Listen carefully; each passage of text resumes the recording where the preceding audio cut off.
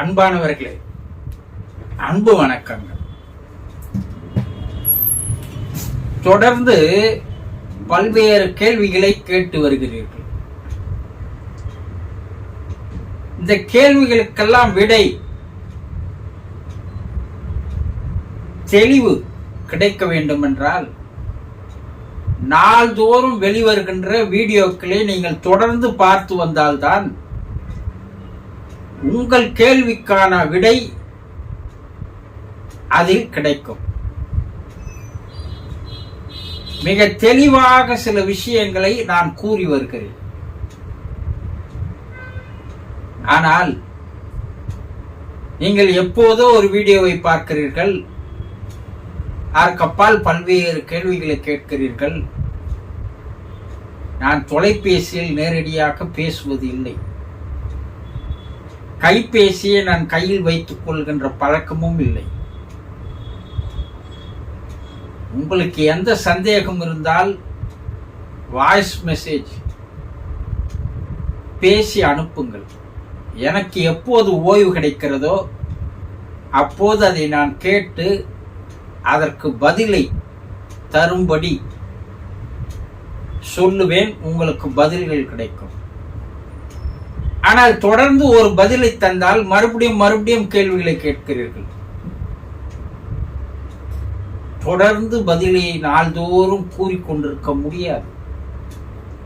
உங்களுக்கு ஒரு தெளிவான விளக்கங்கள் வேண்டும் என்றால் ஒரு போன் கவுன்சில் மூலமாக நீங்கள் பதிவு செய்து கொண்டு எந்த நேரத்தில் நீங்கள் ஓய்வாக இருக்கிறீர்களோ, நான் ஓய்வாக இருக்கிறேனோ, அப்போது உங்கள் சந்தேகங்களை எல்லாம் தீர்த்து வைப்பேன். ஆனால் இதற்கு நீங்கள் தயாராக இருப்பதில்லை. போன் மூலமாக கேள்வி கேட்டு எடுக்கிறீர்கள், உடனே பதில் சொல்ல வேண்டும் என்றால் எனக்கும் 1000 வேலைகள் இருக்கிறது இல்லையா? உங்கள் ஒருவருக்கு மட்டும் பதில் சொல்ல முடியாது.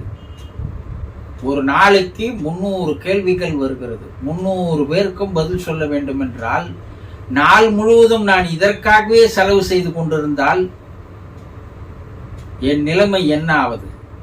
யோசனை செய்து பாருங்கள். எங்கெங்கேயோ போய் எதற்கோ செலவுகளை செய்கிறீர்கள். ஆனால் ஒரு போன் கவுன்சில் மூலமாக செலவு செய்வதற்கு பால் மாறுகிறீர்கள். இதனால் இழப்பு உங்களுக்கு. அதை சரியாக புரிந்து கொள்ளுங்கள். உங்களிடமிருந்து பிரிந்து போனவர்கள், மரணம் அடைந்து இறந்து உங்களை விட்டு வெளியேறிய அந்த ஆன்மா மேல் உலகம் செல்லும் போது அந்த ஆன்மாவுக்கு கூட துக்கங்கள் இருக்கிறது, துயரங்கள் இருக்கிறது. ஐயோ, உங்களை விட்டு பிரிந்து வந்து விட்டோமே, இத்தனை ஆண்டுகள் உங்களோடு சேர்ந்து வாழ்ந்தோமே, எதிர்பாராத விதமாக திடீரென்று மரணம் அடைந்து விட்டோமே. இந்த பிரிவை, இந்த உறவை தாங்கிக் கொள்ள முடியாமல் அந்த ஆன்மாவும் கூட அங்கே தத்தளிக்கிறது, வேதனையோடு இருக்கிறது, கவலைப்படுகிறது. நீங்கள் எந்த அளவிற்கு கவலைப்படுகிறீர்களோ,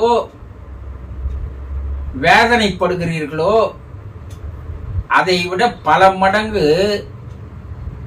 அதுவும் கவலையில், வேதனையில் தான் இருக்கிறது.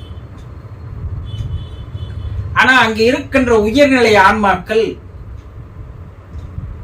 நீ செய்வது தவறு, உனக்கு ஆயுள் காலம் முடிந்து விட்டது, பூமியில் வாழ்கின்ற ஆயுள் காலம் முடிந்து விட்டது, விதி முடிந்து விட்டது, நீ இங்கே வந்து சேர்ந்து விட்டாய்.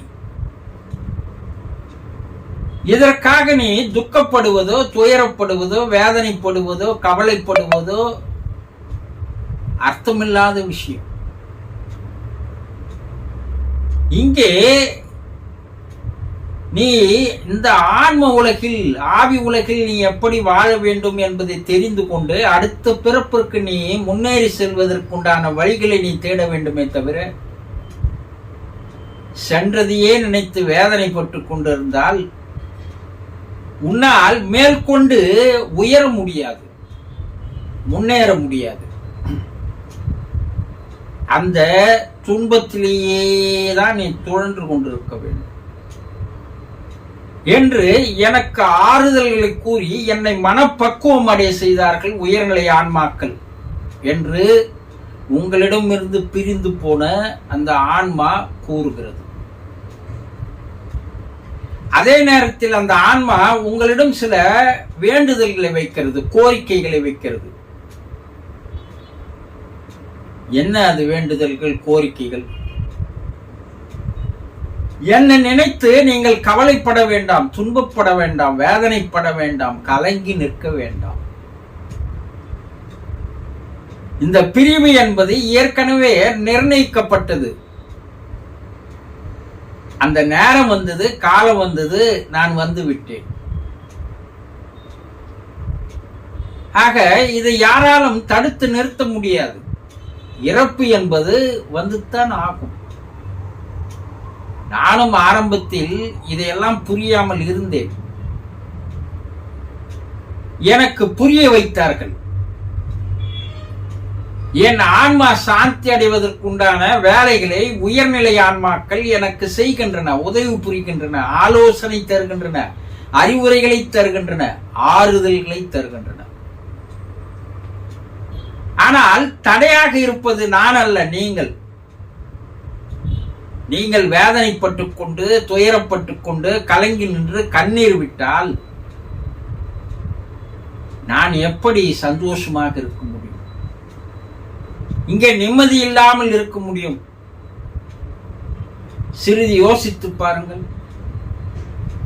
நான் ஆன்மா சாந்தி அடைய வேண்டுமா, வேண்டாமா? நான் அடுத்த நிலைக்கு நான் செல்ல வேண்டுமா, வேண்டாமா? அடுத்த ஒரு பிறப்பிற்கு என்னை நான் தயார்படுத்திக் கொள்ள வேண்டுமா, வேண்டாமா? ஆனால் நீங்கள் இதற்கெல்லாம் தடையாக இருக்கிறீர்கள். உங்களுடைய கவலைகள், உங்களுடைய வேதனைகள், உங்களுடைய துக்கங்கள் அனைத்தும் என்னை மேல்நிலைக்கு போக விடாமல் தடையாக என்னை இழுத்து வைத்துக் கொண்டிருக்கிறீர்கள். என்னை கட்டு போட்டு விட்டீர்கள். என்னால் சுதந்திரமாக உயிர்நிலைக்கு போக முடியவில்லை.